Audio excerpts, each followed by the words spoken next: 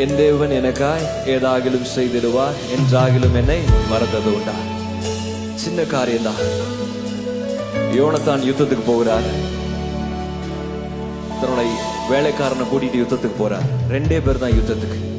அப்ப வேலைக்காரன் கேட்கிறான், ஆண்டவர் எப்படி வெற்றி தர போறாரு? யோனத்தான்ட்ட பதில் கிடையாது. எத்தனை முறை வாழ்க்கையில மக்கள் எப்படி செய்ய போற, எப்படி ஃபீஸ் கட்ட போற, எப்படி குடும்பத்தை நடத்த போற, எப்படி இந்த கல்யாணத்தை பண்ண போற, உன் பிள்ளைல எப்படி கல்யாணம் கட்டி கொடுக்க போற, என்ன பண்ண போற, எப்படி இந்த கடன் அடைக்க போற கேட்கும்போது நம்ம கிட்ட பதில் கிடையாது. எத்தனை முறை பதில் இல்லாத நேரங்கள் நமக்கு உண்டு. How many times we don't have an answer for the people?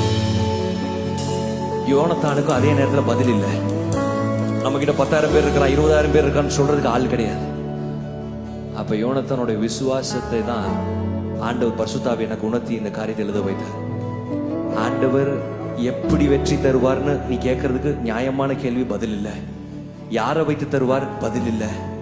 எப்போ தருவார் பதில் இல்லை. ஆனா ஒரே ஒரு பதில் உண்டு. எப்படியோ கர்த்தர் எனக்கு ஒரு பதிலை கொடுத்துருவார். ஏதாவது செஞ்சிருவார். என்ன செய்வார் தெரியாது. என் அறிவுக்கு எட்டாத காரியத்தை செய்வார். நான் எட்டி தொட முடியாத காரியத்தை என் வாழ்க்கையில் நடப்பிப்பார். ஹல்லேலூயா. இந்த காலவேளை உங்களோட பதில் இல்லாத நிலைமைகளுக்கு ஒரு விஷயம் எண்ணி பார்த்து, எதுக்கெல்லாம் பதில் இல்லையோ, பணத்தை எண்ணி பதில் இல்லையா, பிள்ளைகளை எண்ணி பதில் இல்லையா, குடும்பத்தில் இருக்க வியாதி, பிரச்சனை, அழுக, கண்ணீர், அவமானம், அங்கலாய்ப்புகள் எதெல்லாம் நினைத்து பதில் இல்லையோ அதெல்லாம் கைகளை அந்த காலவேளை உயர்த்தி சொல்லும். ஆண்டவரே, I do not have answer but I have you. ஆண்டவரே, எனக்கு பதில் இல்லை, ஆனா நீர் இருக்கிறீர். ஏதாவது செய்தாவது என்னை விடுவித்து காப்பீர். ஹல்லேலூயா.